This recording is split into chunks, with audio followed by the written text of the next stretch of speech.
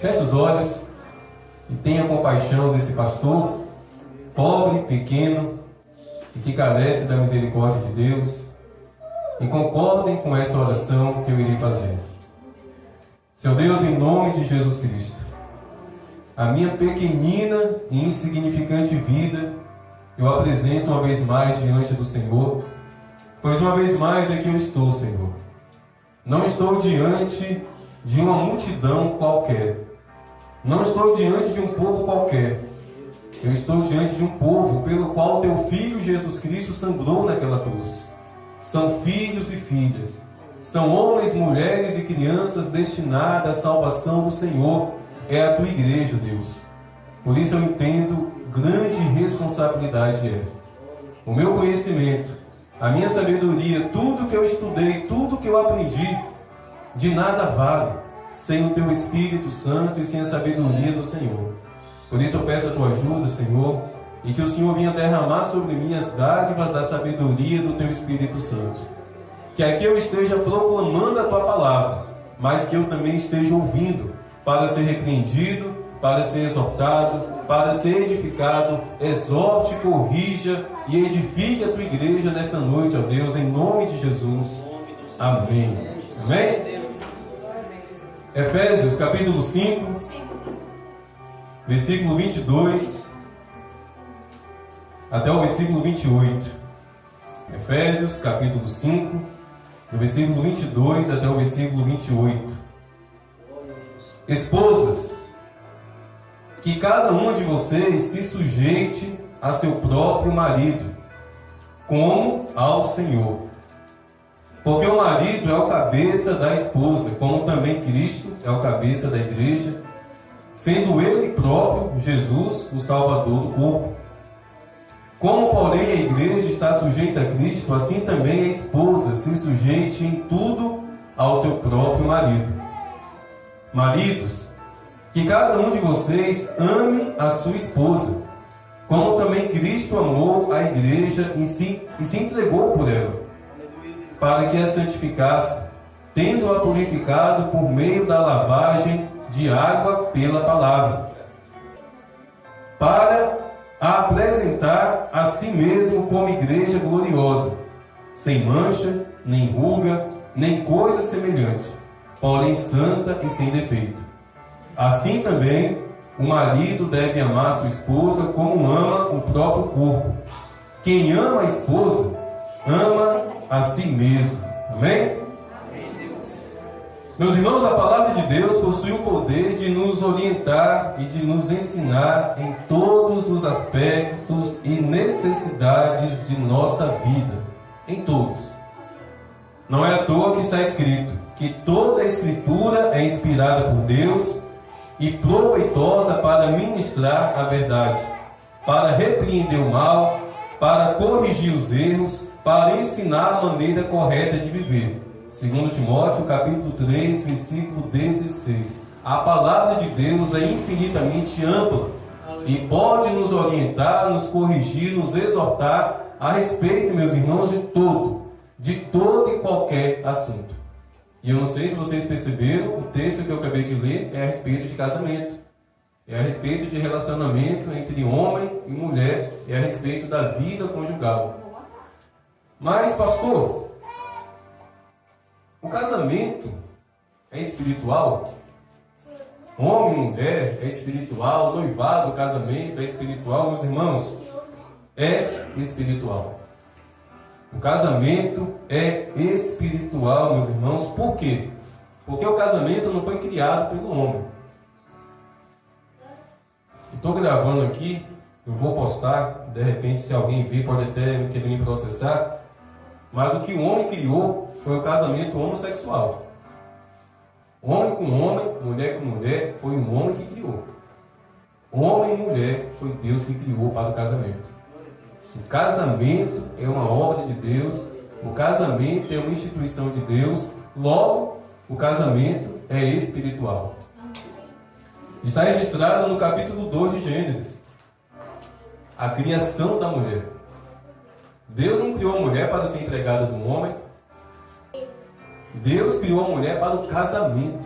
para ter ali uma aliança. O propósito de Deus, o princípio do propósito do coração de Deus a respeito da mulher foi para que se tornasse esposa do homem.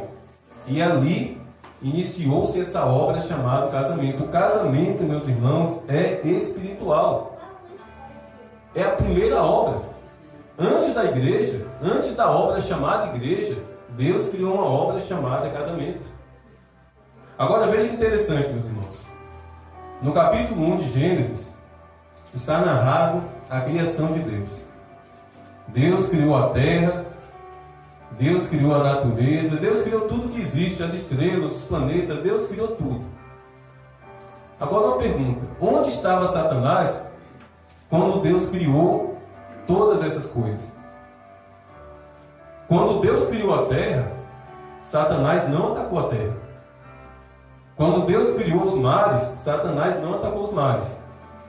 Quando Deus criou os rios, Satanás não atacou os rios, bem como os animais, as aves, os peixes, as plantas, as florestas.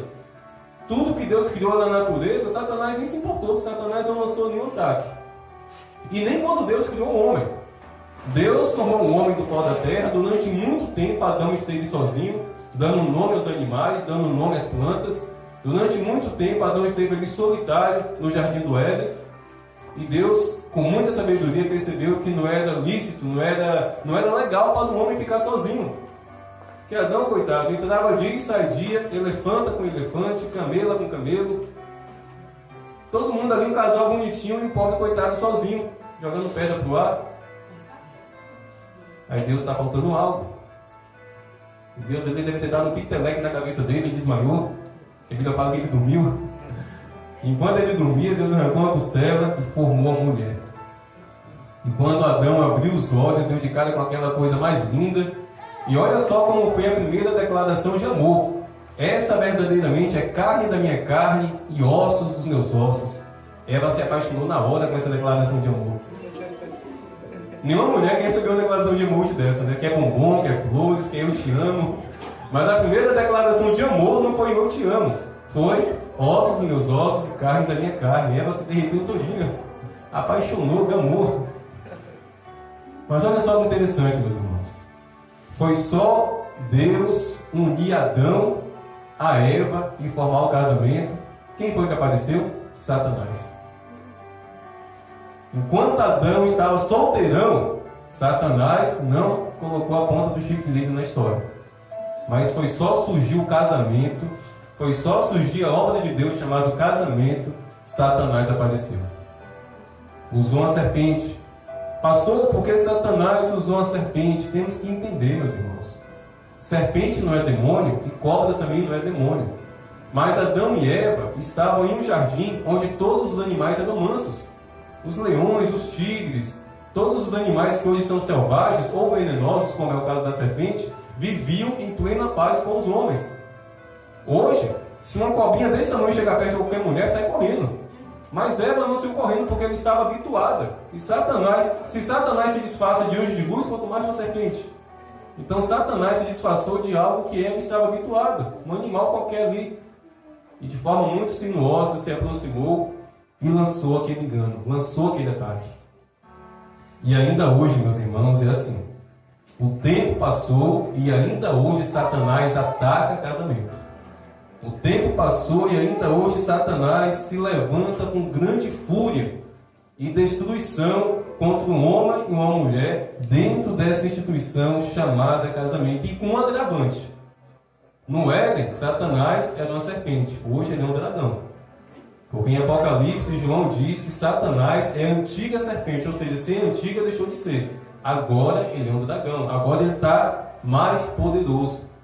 E se ele está mais poderoso, ele está mais furioso. E certamente está furioso sabendo que pouco tempo lhe resta.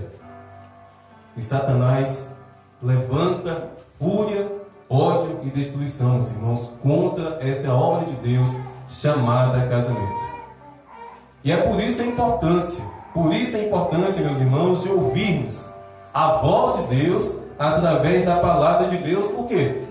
Porque a palavra de Deus é uma espada. Ontem, na reunião dos homens, nós meditamos a respeito disso. A palavra de Deus, meus irmãos, é uma espada. Na luta contra Satanás, na guerra contra Satanás, a palavra de Deus é uma espada.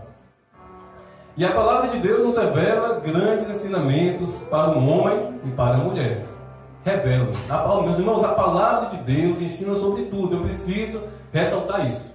Seja qual for o problema da sua vida, seja qual for a situação que você está passando, e estamos falando de casamento, a palavra de Deus sim tem orientação para o homem e para a mulher, para o casamento, porque o casamento é uma obra de Deus. Para o esposo e para a esposa, para o casamento, Deus tem uma palavra, Deus tem uma orientação. Mas, meus irmãos, vamos aqui meditar a respeito do casamento. E para isso, vamos lá em 1 Pedro. 1 Pedro, capítulo 3, versículo 1 e 2. Primeiro eu quero falar a respeito das mulheres, tá bom, minhas irmãs? Primeiras esposas, as mulheres. Mas não fica triste não, daqui a pouquinho a palavra de Deus vai bater nos homens também. 1 Pedro, capítulo 3, versículo 1 e 2. Veja só que a palavra de Deus orienta as mulheres, as esposas.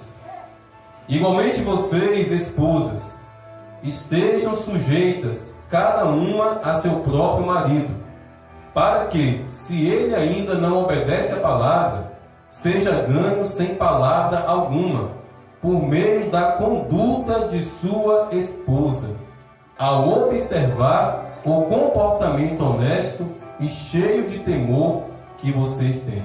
Que maravilha, né? Que maravilha. Agora Efésios, no capítulo 5. Efésios, capítulo 5, versículo 22 e versículo 24. Nós lemos há pouco. Esposas, que cada um de vocês se sujeite ao seu próprio marido como ao Senhor, porque o marido é o cabeça da esposa, como também Cristo é o cabeça da igreja, sendo ele o próprio Salvador do corpo. Como, porém, a igreja está sujeita a Cristo, assim também a esposa se sujeite em tudo ao seu marido. Olha só que interessante. Essa recomendação aqui de Efésios, quem deu foi quem? O apóstolo Paulo. É sabido que Paulo nunca se casou. Paulo era solteiro. Mas Paulo está falando a sabedoria do Espírito Santo.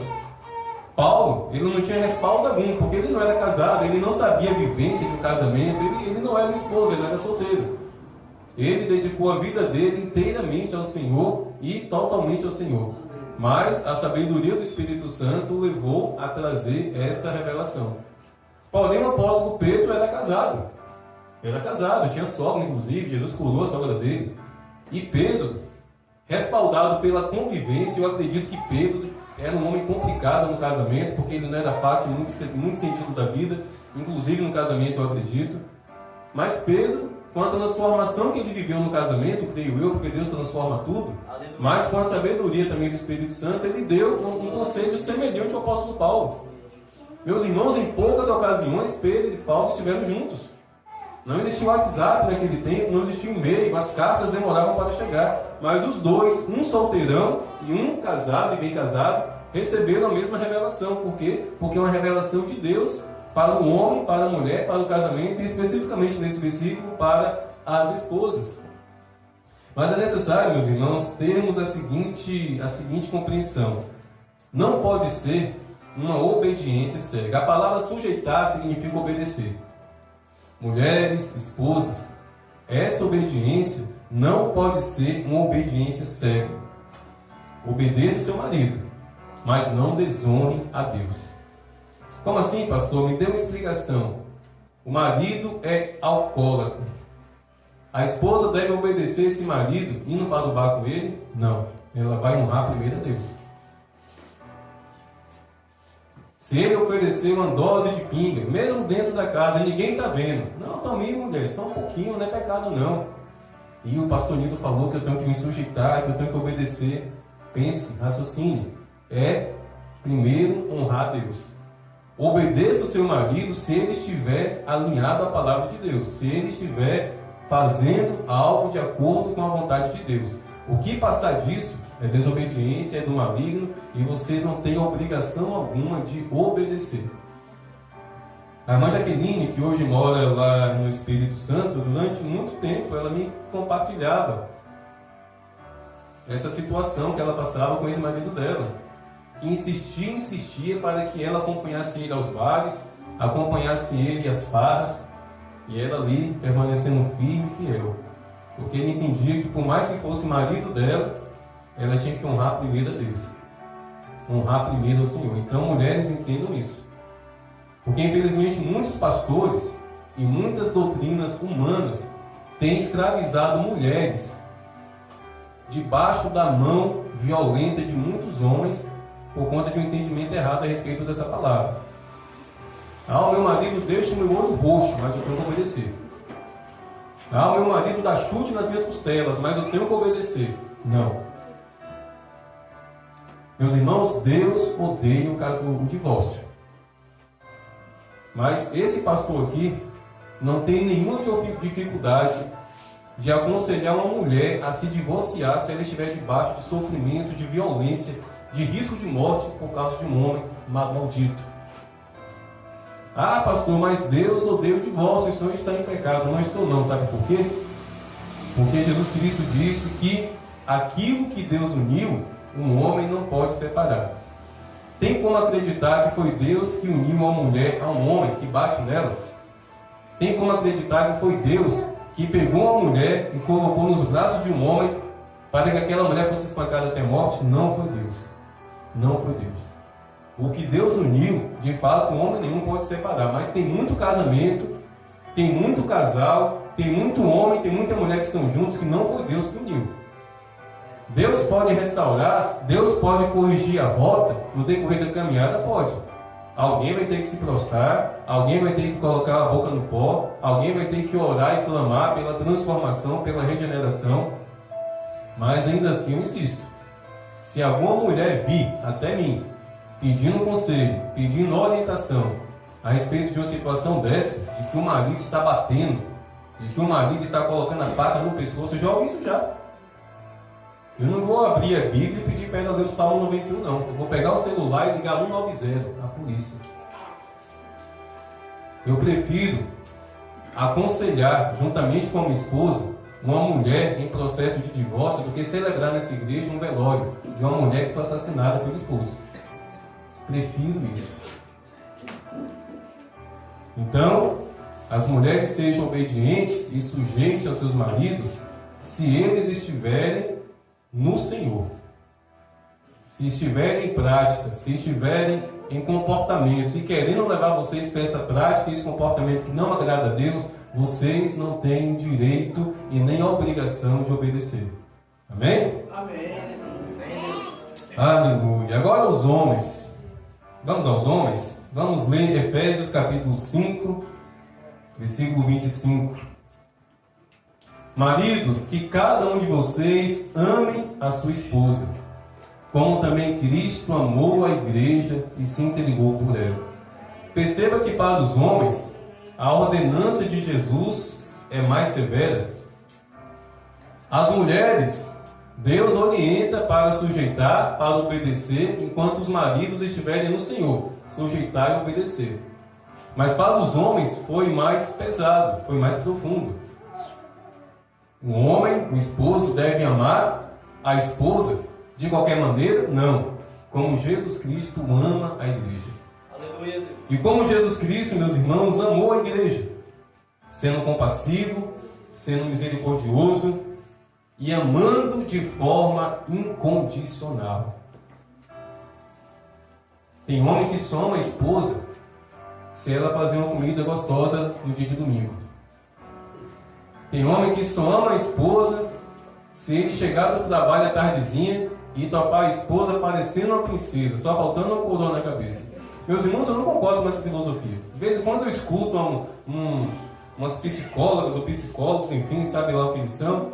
Mulheres, se arrumem para receber os seus esposos, que ele encontre você arrumadinha, perfumada. Agora vai ver quem está dando esse conselho. É uma madame.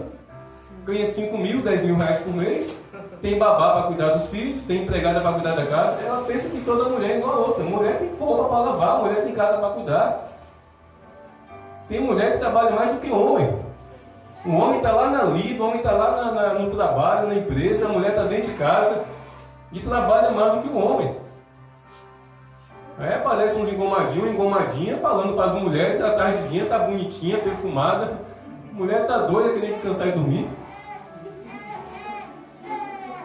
O homem tem que amar a esposa, independente de como esteja o cabelo dela. Aleluia, de como esteja a roupa dela no final do dia, quando chega no trabalho, independente se está fazendo comida boa, gostosa. Aleluia. O homem tem que amar a esposa como Jesus Cristo ama a igreja, de forma incondicional. A mulher não deve dar nenhuma condição para o homem amar. É uma missão que o homem recebeu, que o esposo recebeu, é amar, amar e amar. Por isso que eu estou falando que para nós homens foi mais apertado.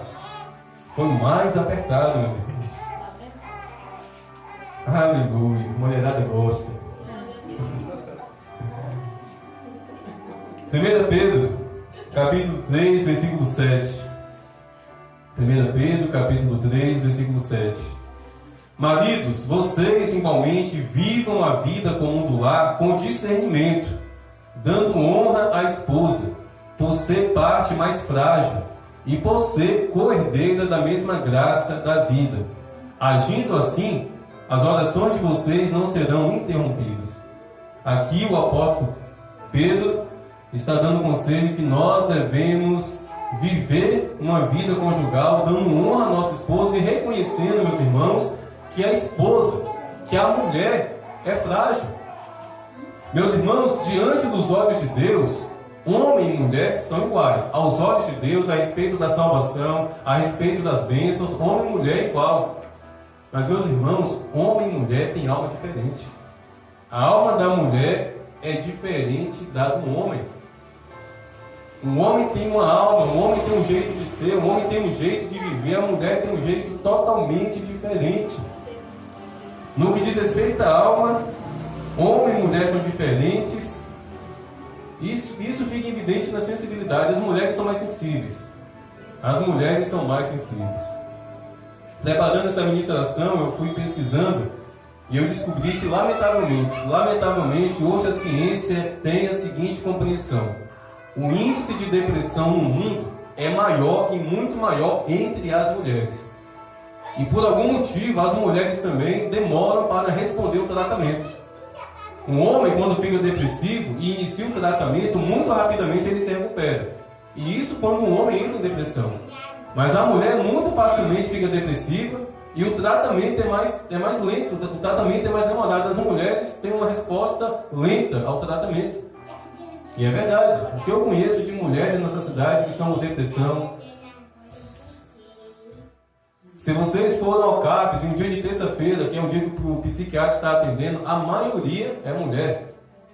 Porque o índice, segundo a medicina, a propensão das mulheres, a inclinação é maior as mulheres ficarem depressivas. Por quê? Porque a mulher é mais sensível, a mulher é mais frágil.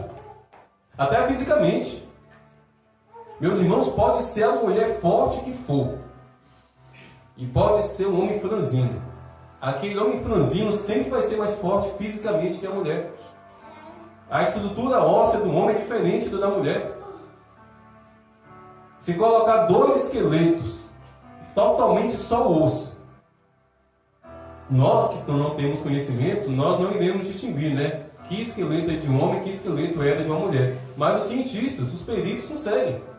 Pela estrutura óssea de cada esqueleto, os cientistas, os médicos, os legistas conseguem detectar a quem pertencia, se era um homem ou se era mulher. É por isso que eu volto a bater nessa tecla.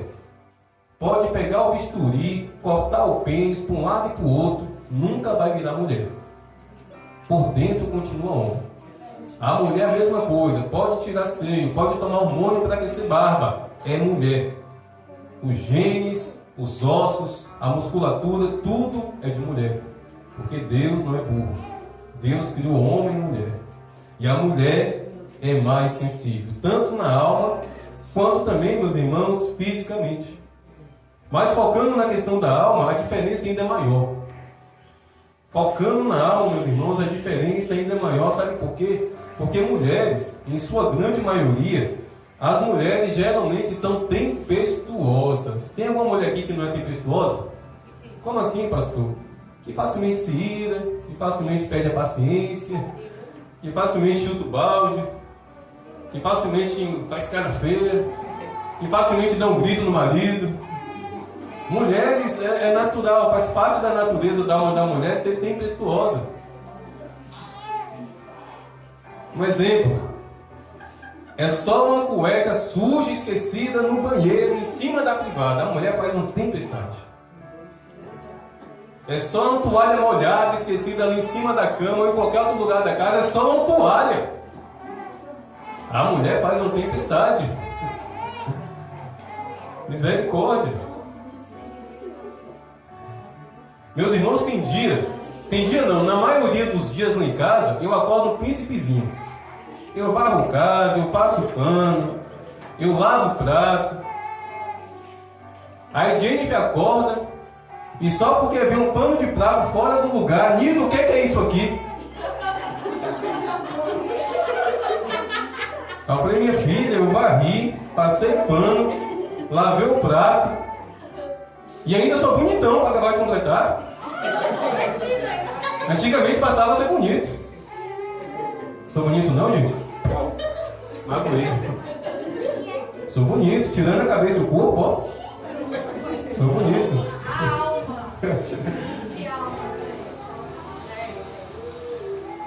Mas é desse jeito. Por quê? Porque mulher, geralmente, meus irmãos, mulher geralmente é tempestuosa. É tempestuosa. Mas ainda assim, meus irmãos, cabe ao homem acalmar a tempestade. Porque a mulher é a parte mais frágil. Ah, pastor, o senhor está falando que é para tolerar? O senhor está falando que é para passar a mão na cabeça, fingir que nada aconteceu? Não. Muitas vezes eu chamo a atenção de gente. Calma, filha. Eu sou bonitão, ó. É só um pano.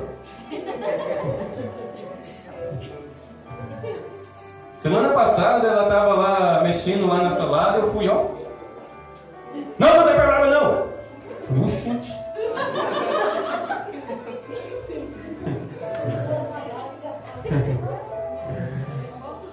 Por quê? Porque é tempestuosa. Mas como eu disse, cabe ao homem. Cabe ao homem, meus irmãos, acalmar a tempestade. E o problema é que na maioria das vezes não acalmamos. O problema é que nós homens, os maridos, na maioria das vezes, não acalma a tempestade. Quem foi que acalmou aquela tempestade, meus irmãos? Naquele barco apertado, aqueles 12 homens gritando, quem foi que acalmou a tempestade? Maria, mãe de Jesus? Não. Maria Madalena? Não, foi Jesus. E um homem tem que amar a esposa como Jesus ama a igreja. Então cabe nós, diante de uma atitude tempestuosa das nossas esposas, levantar as mãos para o céu e falar, Deus tenha misericórdia. Na verdade, levanta uma mão para o céu e com outra mão se defende. Mas como eu disse, nós, homens, muito facilmente nós aumentamos a tempestade. Nós aumentamos a tempestade, meus irmãos, e o problema é que trovejamos e jogamos raio. E Adão foi o primeiro exemplo. Adão foi o primeiro exemplo de um homem que aumentou a tempestade. Tudo bem que foi Eva que caiu na lábia de Satanás através da serpente. Mas quando Deus veio tirar a prova o que estava acontecendo, Deus foi a mulher ou foi o homem? Foi o homem, porque o homem é o sacerdote. Foi Eva que ouviu, foi Eva que deu ouvidos, foi Eva que comeu fruto e também levou para o homem. Deus viu tudo isso, mas a responsabilidade maior era do homem. Então Deus foi a Adão. Adão, o que aconteceu, Adão? Foi a mulher que o Senhor criou. Meus irmãos, sabem o que Adão estava fazendo? Ele não somente estava tirando a parcela dele da culpa, como ele também estava culpando Deus. Ó Deus, foi a mulher que o Senhor criou, viu? Eu não pedi nada, eu estava de boa aqui, mas essa mulher que o Senhor fez, ó, foi ela que aprontou isso. Mas Adão também era culpado, meus irmãos. Por quê? Adão é o sacerdote. Adão tinha que amar, Adão tinha que zelar. Onde estava Adão naquela ocasião? Onde Adão estava naquela ocasião em que Eva estava ali totalmente desprotegida ao alcance de Satanás? Adão falhou. Adão não cumpriu o ministério dele, que é estar do lado da esposa, intercedendo, clamando, protegendo a esposa. Adão falhou. E Satanás se aproveitou da ausência do sacerdote. Satanás se aproveitou da ausência da autoridade espiritual, que é o homem, e lançou aquele engano. E não somente disso, meus irmãos. Adão morava naquele jardim há muito mais tempo que Eva. Vocês acham que Adão não conhecia aquele fruto? Conhecia sim. Adão, quando segurou naquele fruto, ele sabia que fruto era aquele. Mas da mesma forma que os olhos de Eva foram seduzidos pelo aquele fruto, e ela sentiu o desejo de comer, os olhos dele também foram seduzidos. Mas Adão tentou limpar a barra. Adão tentou se excluir e colocou a culpa somente na mulher. Foi ela. E foi o Senhor que fez. Desde lá, nós, homens, temos repetido a mesma história. Temos repetido o mesmo erro. Meus irmãos, em conflito conjugal, os dois sempre são culpados. É claro que tem um que tem mais culpa do que o outro. É claro que tem um que tem uma parcela maior. Mas a respeito de casamento, os dois sempre são culpados.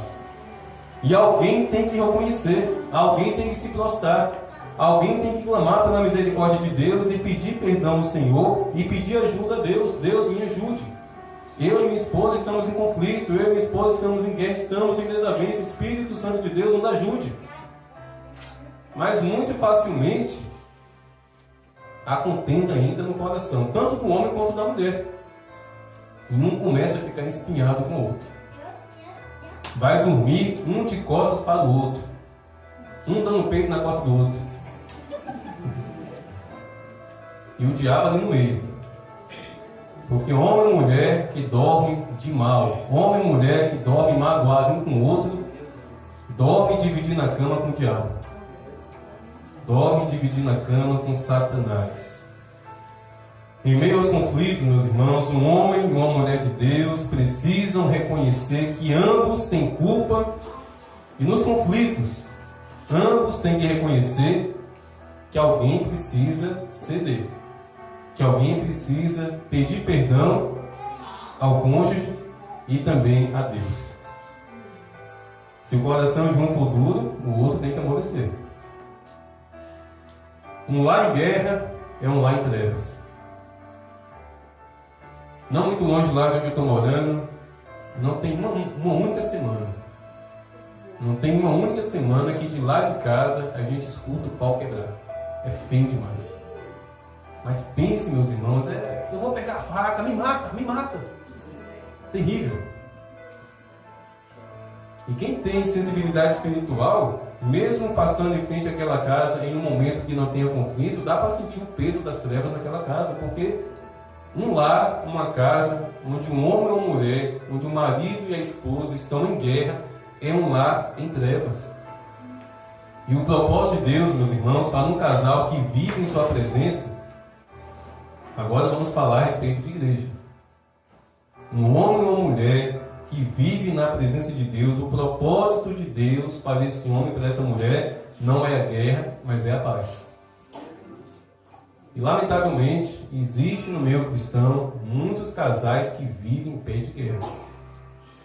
Existe no meio cristão muitas mulheres que vivem debaixo do peso da mão do homem, que dá tapa, que dá soco. E no domingo à noite, aquele infeliz está na tribuna da igreja, com seu terno bonitão, com sua Bíblia de todo tamanho. Existem muitos homens que vivem debaixo de humilhação das suas esposas. Mas no culto de domingo está aquela bonitona lá louvando o Senhor no coral da igreja. Não é o propósito de Deus. O propósito de Deus para um casal cristão é a paz. Aleluia. A paz do Espírito Santo, meus irmãos. Pode ter esta ou aquela divergência, pode. Jennifer e eu temos divergências. Jennifer e eu temos diferença de opiniões. O simples fato de eu ser 10 anos mais velho do que ela já diz tudo. Nota? Mas em determinado período do ano é 10. Eu sempre gosto de brincar. Eu me casei com ela para quando ficar velha ela cuidar de mim. A simples diferença da idade já dá uma diferença, já dá uma divergência, sabe? Mas o propósito de Deus, meus irmãos, é paz, mesmo que haja divergência, mesmo que haja conflito, mesmo que haja este ou aquele temperamento. Se um homem verdadeiramente está exercendo o seu ministério sacerdotal dentro da sua casa, sendo um homem de Deus, e se a mulher está sendo uma mulher sábia e edificadora do lar, a paz vai reinar mesmo em meio às divergências. À tardezinha teve uma briguinha, teve uma divergência. Durante o jantar, aquela divergência. Entraram para o quarto, um com a cara fechada para o outro. Deitaram na cama, um de cara fechada para o outro. Mas alguém tem que, abrir os braços e abraçar. Mesmo com raiva. Mesmo não querendo abraçar, não vou deixar Satanás frente de nós, não. Tem que ter esse esforço, meus irmãos. Não ceda a cama de vocês para o diabo. Não ceda a cama de vocês para o diabo. O propósito de Deus para um casal que vive em sua presença não é um lar de trevas, e sim um lar de luz. A luz que é Jesus. As trevas podem até se aproximar, mas se nesse casamento existir um homem que é sacerdote, uma mulher cheia do Espírito Santo, as trevas podem até se aproximar, mas a luz que é Jesus vai dissipar essas trevas. Aleluia, Deus. Ah, pastor, e no meu caso, pastor, eu estou na igreja, pastor, eu estou me esforçando para ser uma mulher cheia do Espírito Santo, mas o meu marido é um traste. Meu marido é complicado, pastor. A palavra de Deus para você é: dê testemunho de que você é um servo de Deus. Porque a Bíblia fala que pela sua conduta, pelo seu testemunho e, muito importante, as suas orações, aquele homem vai ser alcançado. Aquele homem vai ser liberto. Pode demorar, mas vai acontecer. Aleluia, Deus. Eu nunca me esqueço, meus irmãos, o testemunho de uma mulher chamada Mary. Um pastor amigo meu chamado João Teodósio. Faz tempo que eu não vejo esse pastor querido. Pensa um homem que era uma porcaria. Viciado em jogo,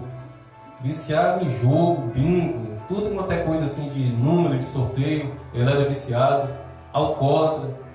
O homem tinha dom para ganhar dinheiro, um bom vendedor, um bom comerciante. Tudo que ele se propunha a vender, ele vendia. Mas um homem viciado em cachaça, viciado em cerveja, todo dia, de domingo a domingo. Não tinha um dia que ele não chegava bêbado em casa, embriagado. E durante muito tempo aquela mulher se revoltou, durante muito tempo aquela mulher se irou, durante muito tempo aquela mulher fez ele dormir no sofá, durante muitas noites ela não abria a porta, até que um dia ela aceitou o convite de umas irmãs do círculo de oração, que conheceram a situação, propuseram a ela uma campanha contínua na casa dela de oração, e assim se iniciou. Creio eu que foi toda quarta-feira, não me recordo, mas vamos entender que foi na quarta-feira. Toda quarta-feira estavam lá aquelas irmãs e a irmã Meire. Nesse período, a irmã Meire recebeu Jesus como Salvador ali durante aquela campanha, fez uma aliança com Cristo, e a campanha continuou, porque o propósito da campanha não era somente ela, era a libertação e a salvação do marido. Ah, meus irmãos, passaram dias, passaram semanas, passaram meses, passaram anos, parecia que nada ia acontecer. Mas uma bela noite, cambaleando e fedendo a cachaça, aquele homem se prostrou de joelhos na sala daquela casa, rodeado pelas irmãzinhas, e recebeu Jesus como Salvador. E hoje é um pastor. Mas sabe o que a irmã Meire fez além de orar? Ela parou de xingar ele, ela parou de humilhar, de chamar de cachaceiro, de bebum. Quando aquele homem chegava em casa bêbado, ele mal batia na porta, ela já ia abrir a porta, segurava ele pela mão, levava até o banheiro, ajudava ele a tomar banho, colocava ele na mesa da cozinha, colocava um café muito forte para ele tomar. Aquele homem chegava só o lixo, mas ela começou a tratar aquele homem como uma bênção de Deus. Como uma bênção de Deus. E o pastor João, ao testemunhar esse relato, ele dá a versão dele. Ele falou que a atitude da esposa começou a envergonhar ele. Ele começou a ficar envergonhado. Meu Deus, eu bebo, eu chego em casa bêbado, eu deixo faltar coisa dentro da minha casa por causa do meu vício, a minha esposa me trata bem. Ele falou que aquilo foi o instrumento de Deus para começar a quebrantar o coração dele. Até que um dia ele não se aguentou. Diante do amor de Deus revelado ao coração daquela mulher, do testemunho, das atitudes e acima de tudo das orações, ele recebeu Jesus como Salvador e hoje é um pastor muito abençoado. Aleluia, Deus. Mas aquela mulher batalhou da maneira correta. Batalhou tratando o marido, que não era uma bênção, mas pela fé ela começou a tratar como uma bênção. Isso vale para a mulher, isso vale para o homem. Aleluia. Aqui existem muitos casais, muitos esposos, muitas esposas. A Laiana futuramente será uma esposa em nome de Jesus, com o homem que Deus preparar para ti, minha filha. Cuidado, ó, gente, ó, cuidado que Satanás prepara marido, viu? E prepara uma beleza. Cuidado que Satanás prepara esposa. Porque Satanás imita tudo o que é de Deus. Então, da mesma forma que Deus prepara um homem para ser um bom esposo, para uma mulher de Deus, Satanás pode fazer o contrário. Que é muito triste, mas muito triste, uma mulher lá em Eunápolis, pastora, durante muito tempo ela solteira e à frente de uma igreja, e meses atrás ela postou uma foto do casamento dela, com um presbítero, se não me engano, um casamento bonito, um casamento pomposo. Meus irmãos, mal durou 3 meses do casamento. Não sei o que aconteceu, mas coisa boa não foi. O que é de Deus, dá testemunho que é de Deus e não deixa dúvida. Não deixa dúvida. Mas enfim, essa foi a palavra de Deus. Para nós, homens casados, para vocês, mulheres casadas, e para vocês, mulheres que futuramente estarão casadas. Vamos fazer com que essa palavra esteja entronizada na nossa vida conjugal. Vamos fazer com que essa palavra esteja entronizada dentro da nossa casa. Que nós, homens, sejamos sacerdotes e que vocês, mulheres, sejam edificadoras do lar. E, em meio aos conflitos, em meio às lutas, às divergências, sempre clamar pelo Espírito Santo de Deus. Meus irmãos, o Espírito Santo não é só para te fazer sapatear, rodopiar, é para resolver o problema conjugal também. Aleluia, Deus. É para amansar temperamento bravo. É para ensinar homem de coração duro. O Espírito Santo, essa é a obra do Espírito Santo. O rodopiar, sapatear, pular, são detalhes, são mínimos detalhes. Aleluia, Deus. O Espírito Santo entronizado entre um homem e uma mulher faz milagres. Amém?